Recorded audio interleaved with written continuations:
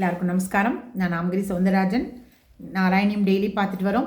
இன்னைக்கு 81வது தசகம், சுபத்ரை திருமணம். விபோ குருவாயூரப்பா, தங்களிடம் மிகுந்த அன்பு பூண்ட அழகுமிக்க சத்யபாமையோடு எப்பொழுதும் கூடிக்குழாவி அவளை மகிழ்ச்சி அடைய செய்தீர்கள். மேலும் அவளோடு திரௌபதியின் திருமணத்திற்கு சென்றீர்கள். பாண்டவர்களை மகிழ்விக்க சிறிது காலம் ஹஸ்தினாபுரத்தில் தங்கினீர்கள்.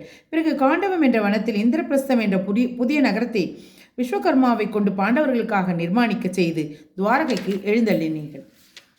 மேலும் அங்கு அர்ஜுனனுடன் சேர்ந்து ஆனந்தமாக வேட்டையாடி வருகையில் யமுனை கரையில் சூரியன் மகளான காளிந்தியை சந்திக்கவே அவளை ஏற்றுக்கொண்டு வழியில் காண்டவனத்தை அக்னிக்கு இரையாக்கி அவரை மகிழச் செய்து நாடு திரும்பினீர்கள். தேவதேவனே, அத்தை ராஜாதி தேவியின் மகளான அவந்தி இளவரசி மித்ரவிந்தை தங்களிடம் மிக்க காதல் கொண்டிருந்தும் தனது அண்ணன்மார்களிடம் உள்ள பயத்தினால் தன்வயமற்றிருக்கையில் சுயம்வரத்தில் அரசர்கள் மத்தியில் அவளை கவர்ந்து சென்று திருமணம் செய்து கொண்டீர்கள். அதன் பின் அயோத்தி சென்று நக்னஜித் என்ற மன்னனின் பெண்ணான சத்யா என்பவளை பணயமாக வைத்த 7 முரட்டு காளைகளையும் 7 திருவுருவம் கொண்டு அடக்கி திருமணம் செய்து கொண்டீர்கள்.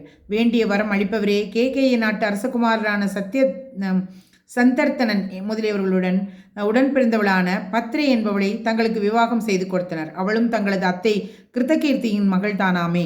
அர்ஜுனன் முதலியவர்களாலும் கூட அடித்து வீழ்த்த முடியாத தண்ணீரிலே தன் பிரதிபிம்பத்தை பார்த்து மட்டுமே அறுத்து வீழ்த்தக்கூடிய மீன் உருவ இலக்கை அடித்து வீழ்த்தி மந்திர மன்னன் மகளாகிய லக்ஷ்மணை என்பவளை மனைவியாக ஏற்றுக்கொண்டீர்கள். இவ்வாறு தங்களுக்கு மனைவிமார்கள் எண்மர் அமைந்தனர். இதற்கிடையில் பூமி தேவியின் மைந்தனான நரகாசனுடைய கொடுஞ்செயல்களை பற்றி இந்திரன் கூற தாங்கள் கேட்டறிந்தீர்கள். நினைத்த பொழுது உடனே வருகின்ற புல்லரசனான கருடன் மேல் ஏறிக்கொண்டு சத்யபாமையை மடியில் வைத்துக்கொண்டு உத்தியானவனத்திற்கு செல்வது போல் பெருமகிழ்ச்சியோடு பகைவனான நரகாசுரனது பட்டினத்திற்கு சென்றீர்கள்.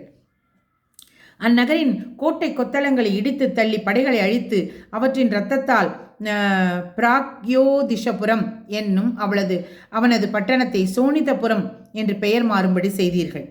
நரகாசுரனுடைய தாயாகிய பூமி பிராட்டியால் துதிக்கப்பட்ட தாங்கள் உடனே அவ்வரசையும் ஒரே ஒரு யானையும் அவனது மகனான பகத்தத்தனுக்கு அழித்துவிட்டு மற்ற யானைகளையும் பெரும் நிதி குவியல்களையும் தீயோனான அவனால் சிறைப்படுத்தப்பட்ட 16,000 பெண்களையும் துவாரகைக்கு அனுப்பி வைத்தீர்கள். அப்பெண்கள் அனைவரும் விடுதலையடைந்ததும் தங்கள் நகரத்துக்கு செல்ல விருப்பமின்றி தங்களிடமே என்றோ மனதை பறிகொடுத்தார்கள்.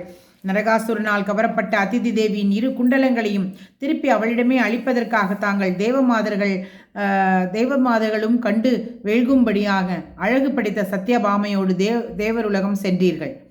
தங்கள் இருவரையும் கண்ட இந்திரன் முதலிய தேவர்கள் பலவிதமான பூசணைகள் புரிந்தார்கள். சத்யபாமையை மகிழ்விக்க கருதிய தாங்கள் கற்பக தருவை அங்கிருந்து எடுத்து வருகையில் சினம் கொண்டு தங்களை எதிர்த்த இந்திரனை வெற்றி கொண்டு துவாரகைக்கு திரும்பினீர்கள். அவ்வாறு கொண்டு வந்த கற்பகத் தருவை சத்யபாமையின் வீட்டு தோட்டத்தில் நட்டு வைத்தீர்கள். 16,000 பெண்களையும் அத்தனை திருவுருவம் தாங்கி மணந்து கொண்டு அவர்கள் ஒவ்வொருவரையும் தனித்தனியே அவர்கள் ஒவ்வொருவரது திருமாளிகையிலும் பற்பல விதமாக திருவிளையாடல்கள் புரிந்து மகிழ்ச்சியுற செய்தீர்கள். இந்த லீலைகள் ஒவ்வொருவரது வீட்டிலும் கண்ட நாரதர் மிகவும் வியந்தார்.